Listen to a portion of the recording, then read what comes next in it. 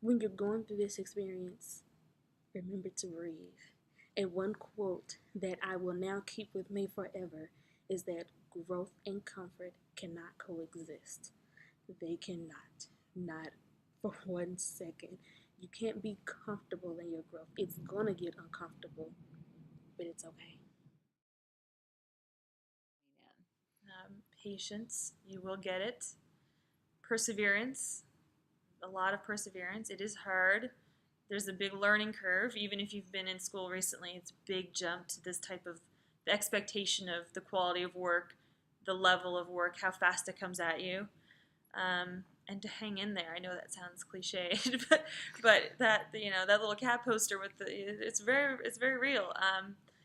You get it if you allow yourself to just jump in and try your best and accept that you're not going to be great at everything. But it's really as you guys say, trust the process. You really have to. Mm-hmm.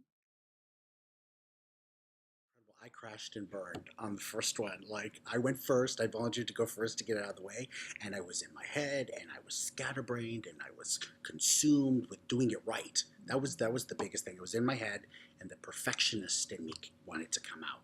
And through the process, I've just kind of calmed down and trusted the process was part of that. To know that, I'm going through this, and so is everybody else, and it's just moved from my head, my thinker, to my heart. And when you do that, although it might be uncomfortable and scary, that's where you're going. So if you're Not being afraid to call them, not being afraid to email, because I was. I think I used to text Dr. Soley saying, "I'm sorry to bother you." Was like my first few, or my emails. I know you're busy.